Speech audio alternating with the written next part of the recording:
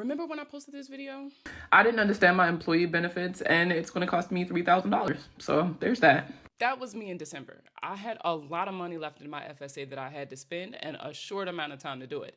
I ended up spending a good chunk of it, but one of my New Year's resolutions is to definitely make sure I don't end up in that same spot again. So here's 4 tips to make sure you don't end up like me. Tip number 1, know your benefits. If you don't know them by heart, at least know where you can go to check. You need to know things like, what is an FSA HSA eligible expense? Does this doctor's office count? Can I buy this over the counter? How do I pay? Do I pay first and get reimbursed?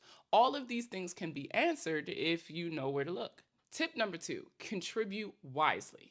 Sometimes we're putting too much or too little into these accounts. Now, if you have an FSA, those funds don't roll over. So if they're not spent by the end of your cycle, you're going to lose it. Whereas with an HSA, those funds can actually roll over and be invested. In order to understand how much you should be contributing to your FSA and HSA, that's going to lead us to tip number 3. Tip number 3 is plan for future expenses. Now, you do this by taking a look at last year's expenses. How much did you spend on doctor's visits? Do you see an increase or decrease in how often you'll have to go to the doctors this year? Do you have any planned procedures? Is there things that you want to stock up on? Looking at past purchases will help you identify whether or not you need to increase, decrease, or leave your contributions the same.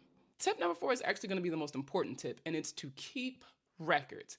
I understand that there's an app for everything, but you definitely want to make sure that you are at least printing out confirmation emails if you're buying things online, saving receipts, maybe upload them digitally into a Dropbox or a Google Drive, anything that you need to do to make sure that you're keeping these items for your records. Anything can happen when it comes to this digital landscape. Things could be erased or claims can never be filed. So you want to make sure that you cover yourself so that you don't have to then pay for that purchase.